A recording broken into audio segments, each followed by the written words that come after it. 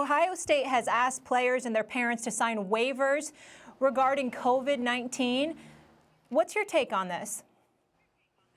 Well, I know what the explanation is, and they're trying to say that they are doing it to help the players, which I simply don't buy. To me, they're just trying to distance themselves. And we don't have enough time in this segment to get into the disconnect right now between the move to have college football and player safety. I know Max addressed it earlier with the NFL, but it's a real concern.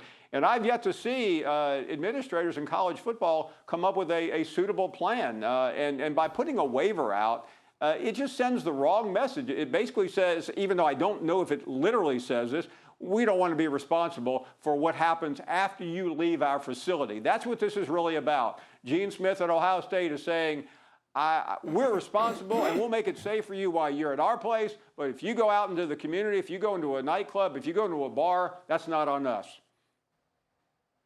Once again, the institution under the guise of college football is showing a zest for taking care of, protecting itself at the expense of the student athlete. I'm shocked. I'm so surprised. It's breaking news. I mean, my God, what are we going to do with ourselves? I mean, we've never seen this before. We've never seen this before. I mean, come on.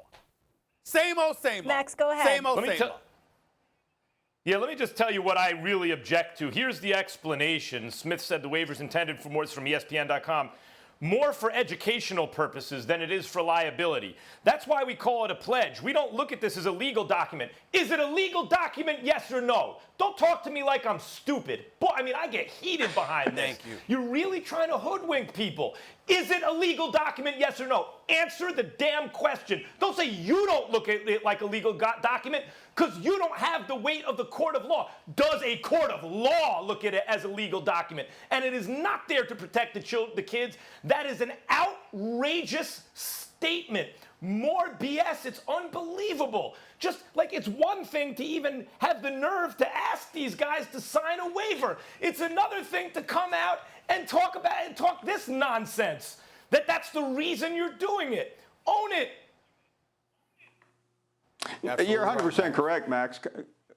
College football is a mess right now, and the commissioners and the ADs can all act like we're too big to fail, and maybe they are. But I mean, you've got reports coming out all over the country every day about players testing positive. The schools are not being transparent. Are they going to be transparent when we get to a season and a big game comes up? Do you think the top coaches in the country are going to be honest?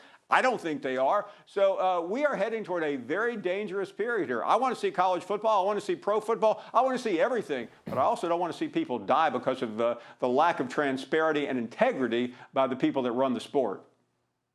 The institutions, Stephen A., the leagues, real quick, the institutions and the leagues and all that, hey, this is a time of risk. Stephen A., we've heard it from people in positions of power and responsibility. It's a time to take risk. But what happens when that risk, who is being asked to take the risk, and then what happens to the powers that be? They want to be indemnified. They want out of the responsibility, of the liability, but they want others to take the risk. It's obnoxious. It's obnoxious, it's disgusting, and unfortunately, incredibly predictable and consistent with what we know the NCAA and any institutions of supposed higher learning to be. This is what they do. This is who they are. This is who they've been. This is what we've lamented about for many, many, many years. And clearly, we're not trying to get the government involved in every damn thing. But there does come a point in time where government intervention is necessary to protect the student athlete. Remember, they are devoid of representation. They do not have a student athlete association, a la Players Association, or anything like that. They don't have representation. Damn it, they're the sports version of Washington, D.C., which is not a state, okay? I mean, you the taxation without representation. I think that's applicable here, Max and Paul. What about y'all? True story. Well, Let me get in here really quickly. Yep. Paul, one quick question for you. Let me just say this, Paul. This is one thing I absolutely love working with you. You're always a straight shooter. You give us your truth regardless. You don't sugarcoat it, regardless how unpopular it is, not in the business of making friends, and you're just honest and speaking your truth. And that's why you're so tremendous on television and on radio. Quick question before we have to let you go. The producer's wrapping me. Do you think we even have college football in the fall, Paul, at this point?